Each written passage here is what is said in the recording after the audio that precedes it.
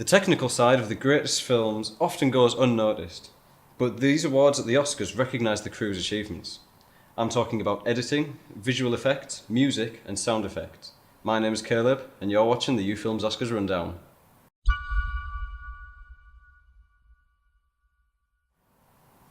First, let's talk about editing. The nominees for Best Editing this year are Baby Driver, Dunkirk, I, Tonya, The Shape of Water, and 3 Billboards Outside Ebbing, Missouri, which we're going to call 3 Billboards. So, I've seen all these films except I, Tonya, so I can't comment on I, Tonya, but I thought The Shape of Water and 3 Billboards had pretty standard editing, so I'm mainly going to be talking about Baby Driver and Dunkirk, because I think those two are the most interesting candidates. I think it's going to be one of those two, and I think it's interesting to compare them. So, the editing in Baby Driver and Dunkirk, I think they're both incredibly edited, very brilliantly edited, but I think they're pretty much opposites to each other in terms of the style of them. To understand what I mean by that, let's look at the opening scenes of the two films. So, the opening scene of Dunkirk, edited by Lee Smith, you've got the soldiers, they're running away from gunfire, and the camera follows them. And then, once the character we're following climbs over the gate, it cuts to a shot on the other side of the gate, which then follows him all the way up to this wall that he climbs over, and then it cuts to the other side of the wall. So it's very kind of slower, very much slower editing than what you would normally see in such a high intensity action sequence. And I think it's interesting that they have such an intense sequence told through quite long takes.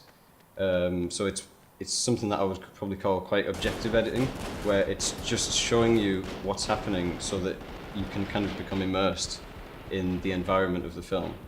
Compare this to the opening scene of Baby Driver, which I would describe as the complete opposite to Dunkirk. And the editing here kind of fits more of a subjective style than an emotive style, because the editing is kind of used as part of, it's almost like a character in the film. It's really being used to evoke emotion out of the viewer, and because it follows the music and it uses the close-up, the cutaways of the pedals, the gear you stick, the steering wheel, it kind of fits as much information to the viewers in as short a time as possible. Some people may say the editing style of Baby Driver is a gimmick, but I think it's only a gimmick if it doesn't really provide anything of value to the storytelling aspect of the film, and that's definitely not the case with Baby Driver. Next, let's talk visual effects. So the nominees for visual effects this year are Kong Skull Island, War for the Planet of the Apes, Star Wars The Last Jedi, Guardians of the Galaxy Volume 2, and Blade Runner 2049. Now, I can't really talk about these too much since I've only seen Kong Skull Island out of those, but I'm sure Star Wars will have excellent visual effects because ILM, arguably one of the most accomplished CGI and VFX studios in the industry, and they have been for a long time. So I'm sure that film will have incredible visual effects. While we're on the topic of VFX studios, you know, life can sometimes be quite hard for the people who do visual effects and the studios and the companies that they work for. For example, Rhythm and Hues, which was the studio responsible for the CGI in the film Life of Pi, you know, including the CGI tiger, which is like a really central part of the film. They actually ended up going bankrupt not long after the film was finished, despite the film being a huge commercial success and despite winning the Oscar for Best Visual Effects in those Oscars. Rather controversially, actually, the VFX supervisor for the film went on to accept the award, and in his acceptance speech he tried to address the financial issues that the studio was having and raise awareness for these issues, but he was cut off halfway through his speech. We've talked about the visuals for a while, and that's 50% of a film, but now let's talk about the other 50%, which is the sound. The nominees for the Sound Editing and Sound Mixing Awards are actually the same. They are Baby Driver, Dunkirk, Star Wars, The Shape of Water, and Blade Runner. All of these films have excellent audio work, but the ones I'm really going to focus on, the ones that really stood out to me, same with the film editing, are Baby Driver and Dunkirk. Baby Driver stands out because the obsessive sound editing work put into, you know, making sure that all the sound effects and everything and the Foley all matches up to the music.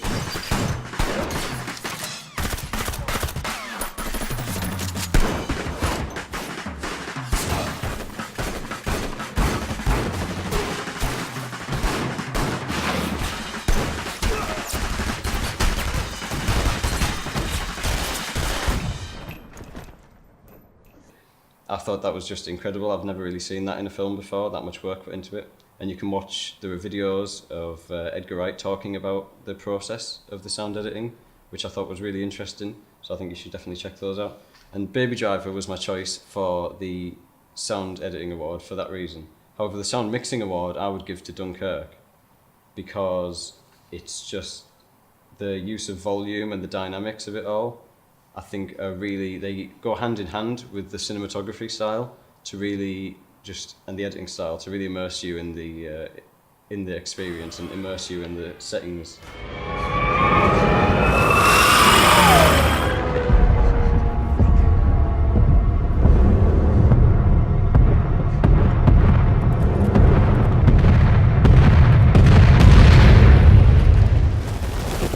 So for example, you hear the start of the film, it's very quiet, but then those very first gunshots, they really just, they shock the entire audience in the IMAX cinema that I saw it in.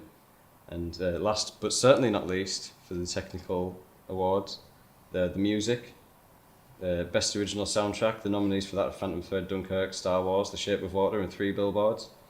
I've seen all of those except Star Wars, and I was impressed with the music in all of them actually. Phantom Thread had great music, Dunkirk had fantastic music, The Shape of Water had a great soundtrack. Personally, I'm expecting it to go to Dunkirk because I think that it was some of Hans Zimmer's best work, I would argue. It uses musical compositions in a really unique and creative way. I was just overall extremely impressed with that soundtrack. I'm not usually a Hans Zimmer fan, but he really outdid himself there. And overall, it's been a great year for films this year, and especially it's been a great year for tech. So thank you for watching this video, and tune in tomorrow for the top 10 visuals of 2017 with Andrew and Aaron. Thank you.